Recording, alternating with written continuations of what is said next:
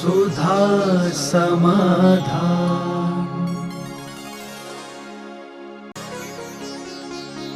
नमोस्तु गुरुदेव। एक तरफ मल परिसह और दूसरी तरफ अस्नान मूल गुण बता रहे हैं, तो क्या दोनों एक ही बात है? मूल गुण अलग है और परिचय अलग है। मूल गुण को परिचय को एक मत मानो। मूल गुण स्नान नहीं करना, बस इतना ही सा है। बाकी मल परिचय भिन्न चीज है। स्नान नहीं करने पर भी मल आए कोई नियम थोड़ी है। स्नान करने के बाद बरसात गिर गया तो निकल जाता है। मल परिचय अलग होता है। मल आदि गंदगी आदि के माध्यम से अपने आप को ग्लानि भाव नहीं लाने देना, और वो परिचय है।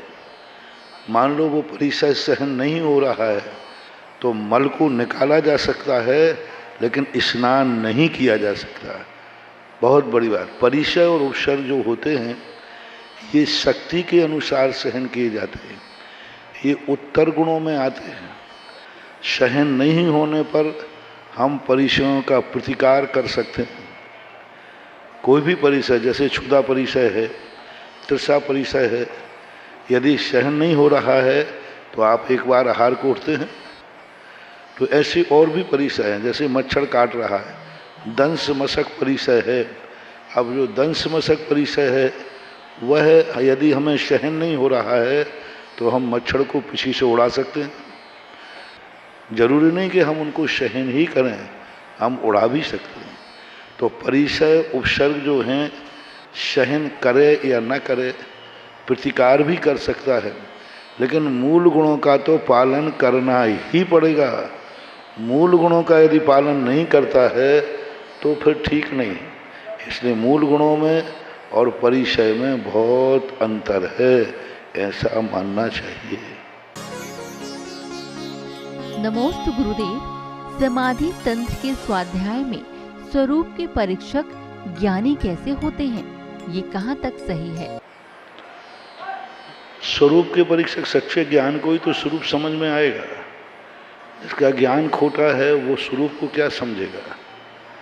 जिसके व्यक्ति के आंखों में मोतियाबिंद है वो सही चंद्रमा को क्या देख पाएगा।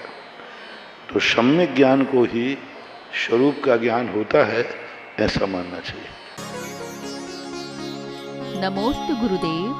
मंदिर से बाहर न जाने का नियम लेने पर क्या हम मंदिर में सो सकते हैं? आना अलग चीज है और सोना अलग चीज है। निद्रा में और सोने में अंतर है। निद्रा तो कहीं भी आ सकती है, किसी भी समय आ सकती है, लेकिन सोने का अर्थ है प्री प्लानिंग से बिस्तर लगा करके, और सोना उसका नाम सोना है। निद्रा है तो सोना हो, कोई नियम नहीं। सोना हो रहा है वो सोना नहीं चाहिए। बिस्तर आदि लगा करके सोते हैं, लेकिन उसमें भी कई बार व्यवस्थाएं होती हैं। अखंड भक्तांबर आदि पाठ पढ़ते हैं तो लोग मंदिरों में सोते ही हैं, लेकिन एक मर्यादा को लेकर के रहना चाहिए, ऐसा नहीं। नमोस्तु गुरुदेव। सर्वार्थ सिद्धि के देव धर्म चर्चा कैसे करते हैं, जबकि वहाँ अहिमंद्र देव अलग अलग विमानों में विराजमान रहते हैं? नहीं, एक ही विमान में रहते हैं और एक विमान में अलग अलग प्रकार के उनके अपने निवास हैं। हजारों हजारों किलोमीटर उनके बीच में अंतराल है। तो देव अपने विमान में तो मूल शरीर से ही घूमता है, कितनी बड़ा हो। कुछ विमान संख्यात योजन के हैं, कुछ विमान असंख्यात योजन के हैं। उन विमानों के अंदर वो मूल शरीर से ही रहते हैं। ऐसा नहीं है कि वो कुर्सी पर चिपक के बैठे हैं तो अब हिली डुल नहीं सकते। वो अपना जो सीमा है विमान के अंदर, उसमें तो चलते फिरते हैं, आते जाते हैं। मूल शरीर से देव एक दूसरे के घरों में प्रवेश करते जैसे आप लोग करते हैं। विमान के बाहर नहीं जाएंगे, विमान के अंदर तो उनका जाना उठना बैठना होता है। नमोस्तु गुरुदेव। तप के माध्यम से कौन कौन सी प्रकृतियों की निर्जरा होती है? तब सभी प्रकृतियों की निर्जरा होती है। तप के कई रूप होते हैं। 12 तप तो ये कहे गए, वास्तविक रूप से तो है राग द्वेष को जीतना। जितने कर्म हैं सब तप से ही क्षय को प्राप्त होते हैं। अब वो तप मानसिक भी होता है, कायिक भी होता है। जैसे मिथ्या दृष्टि है, अपने मिथ्यात्व का क्षय करता है। अपने परिणामों को समस्त लोभ राग द्वेष कसायों को जीतकर उसको लोभ भी दिया जाए कि देखो ये मिथ्यात्व को ग्रहण करोगे तुम्हें यह मिलेगा, तो उन इच्छाओं का निरोध करता है।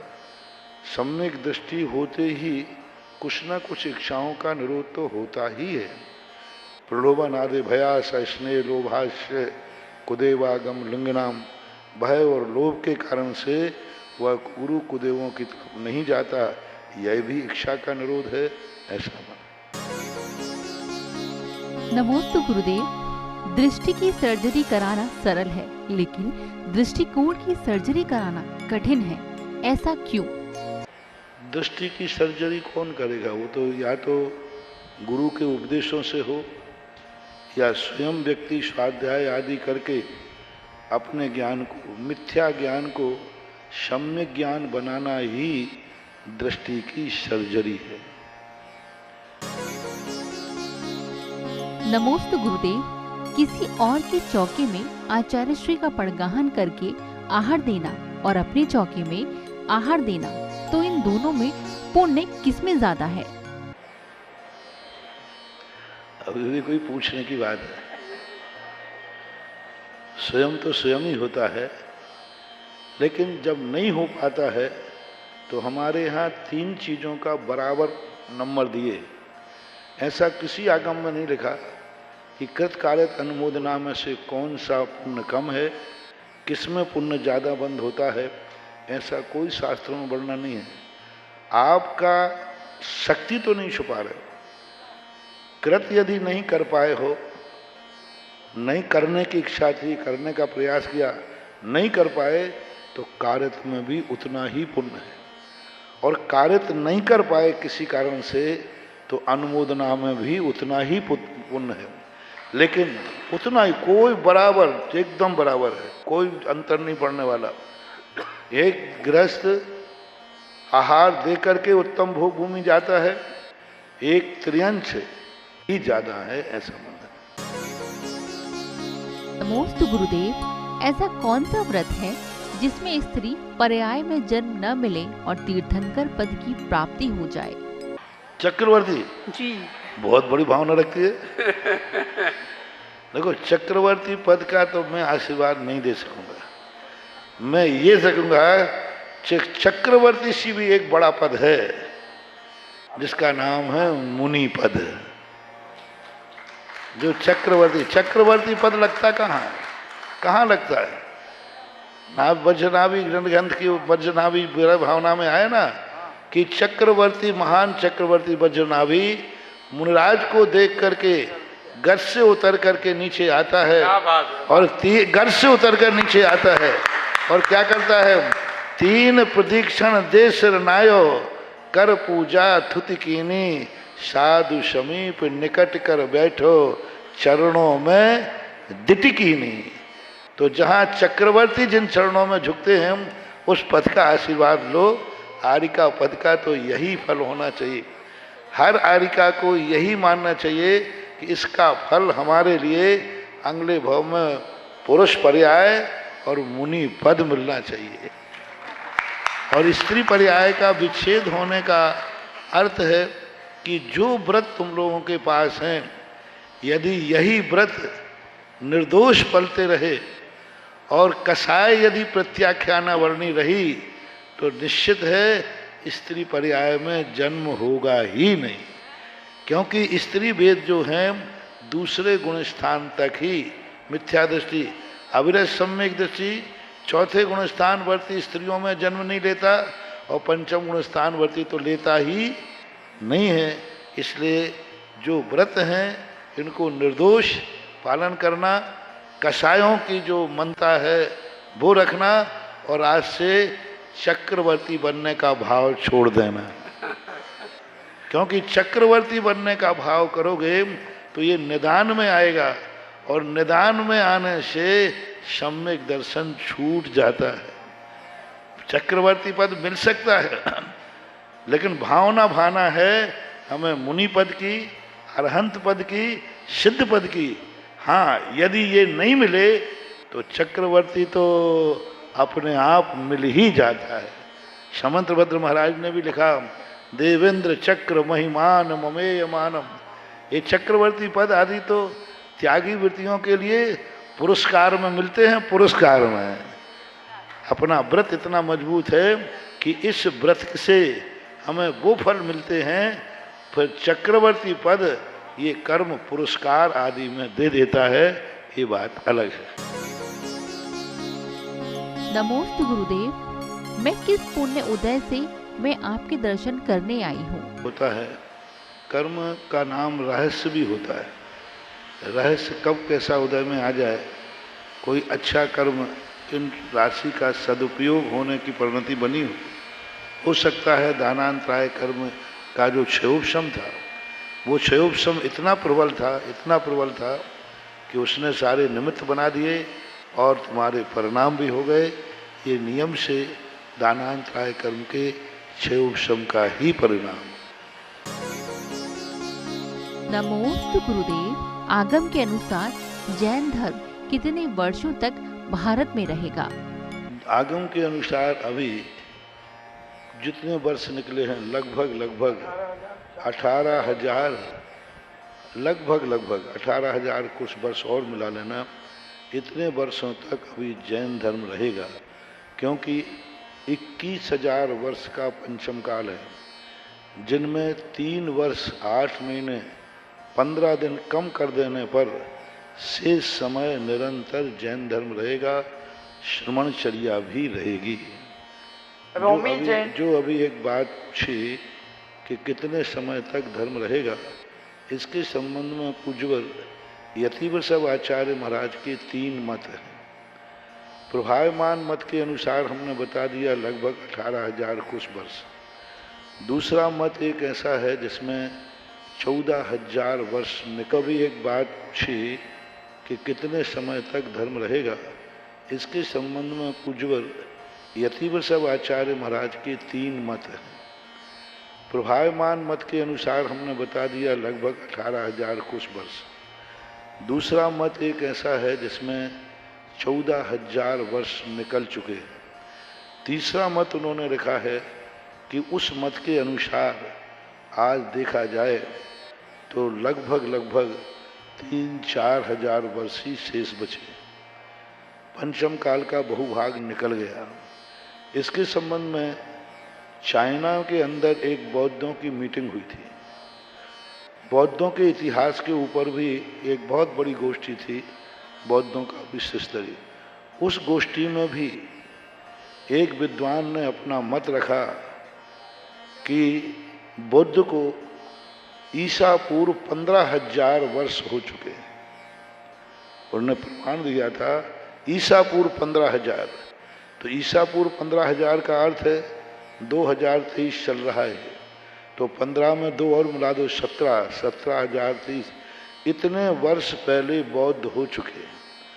और यह मत जब मैंने वहाँ की गोष्ठी का जब पढ़ा सुना कि बौद्ध को वो ईसा पूर्व 15,000 मानते हैं, तो उसी समय जैनागम को त्रिलोय परिणति का जो विषय था उसको देखा, उससे भी ये मेच खाया कि पूज्यवर यतिवृषभ आचार्य महाराज ने भी यही 3 मत किए। और एक मत उन्होंने बड़े जोर दे के कहा कि ईसा पूर्व इतने 1000 वर्ष पहले महावीर स्वामी हो चुके हैं।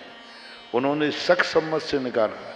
हमारे शास्त्रों में विक्रम सम्मत नहीं मिलता, मूल रूप से मिलता है शक सम्मत। तो शक सम्मत और विक्रम सम्मत में ज़्यादा अंतर नहीं, थोड़ा सा अंतर है। तो इस प्रकार से पूज्यवर यतिवृषभ आचार्य महाराज के अनुसार तो आज लगभग 17-18 हजार वर्ष हो चुके, यानी 3,000 वर्ष ही 3-4 हजार वर्ष भी 3,000 वर्ष भी कम से कम है। अब रही बात हाइट आदि के हिसाब से, इन सब के हिसाब से तो अभी 18,000 और रहेगा, क्योंकि महावीर स्वामी के समय 7 हाथ की काया थी। महावीर स्वामी स्वयं 7 हाथ के थे। 7 हाथ का था 7 डेढ़ 10.5 फीट की काया थी। अब 10.5 फीट की काया को हमें 1 फीट की काया बचाना है, यानी 9 फीट की काया को 21,000 वर्षों में बांटना है। 9 फीट की काया 21,000 वर्षों में बांटना है। तो अब 1 फुट की काया कितने वर्षों में घटेगी? हैं? अरे 2400-2500 वर्षों में घटेगी। तो अभी तो अपनी कितनी घट गई? 4 फीट घट गई। 4 से 5 फुट घट गई। 5 फुट की काया को, यानी 9 फुट की काया को 21,000 का विभाजित करो, मतलब 21,000 को 9 से भाजित करो, कितना आएगा? 21,000 को 9 से भाजित करने पर, 10 से भाजित करने पर 250 आएगा, 2,500 आएगा। तो 10 से कर लो। 2,500 वर्ष में 1 फीट की काया कम होती है। तो अपनी कायदा से काया 1,000 वर्ष में, मतलब 2,500-3,000 लगभग है, तो 1 फुट कम होना चाहिए। यानी आज लोगों को 9.5 फुट का होना चाहिए कायदा से। लेकिन आज कम से कम कोई भी हो 6 फुट मिनिमम मान लो, बल्कि 6 फुट भी कम ही लोग हैं, 5.5। तो 5.5 फुट में कितने फुट कम हो गया? 4.5 फुट कम हो गया। और 1 फुट 2,500 वर्ष का होता है, तो कितनी कम हो गए? 10-11 हजार वर्ष भगवान महावीर स्वामी को मोक्ष गए हो गए। इस तर्क से भी लगाते हैं तो इस तर्क से पूज्यवर यतीश्वर साल महाराज का दूसरा जो मत है वह घटित होता सा लगता है। आगे हमें इतना ही मालूम है, आगे जब हमें केवल ज्ञान हो जाए तब पूछ लेना। क्या बात है।